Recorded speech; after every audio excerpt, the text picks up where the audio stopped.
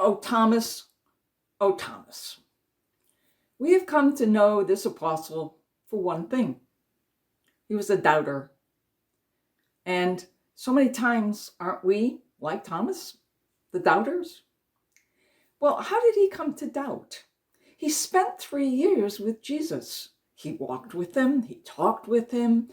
They did everything together as a band of brothers. And yet, when the time came for him to admit that Jesus was real in his life and that he believed in him totally, he doubted. After Jesus rose from the dead, he appeared to his apostles in a room that was locked. And he spoke with them and offered them peace. But Thomas wasn't there. Oh, we don't know why Thomas wasn't there, but he wasn't. Maybe he was with his family or who knows where, but he wasn't there. And the apostles, when they met Thomas next, said, "We've met Jesus. He's risen from the dead, just like he said he would."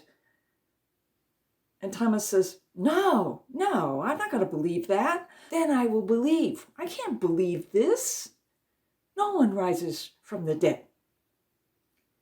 And then, 8 days later, Jesus again appears to his apostles in a locked room.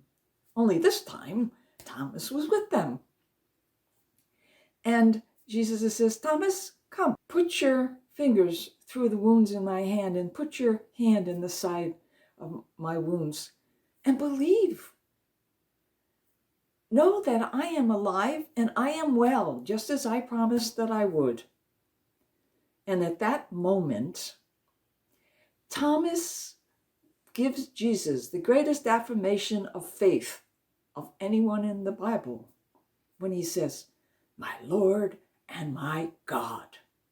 Yes, I believe." And then Jesus says to him, "Yes, but blessed are those who have not seen, Thomas, but do believe."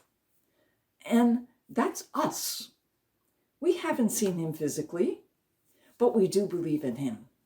And just like Jesus appearing to the apostles, he appears to us in every day, in every way. We just have to look and see, and we have to believe. And when our time of doubt comes, for whatever the reason, and many times we do, we doubt lots of times. We say, "Oh, I don't believe that."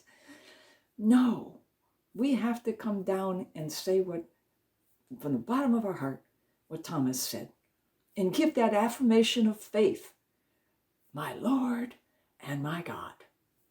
Yes, we must believe, because without belief, we have nothing. Without belief, nothing makes sense. And Jesus gives us the faith that we need if we trust in him and just believe in him.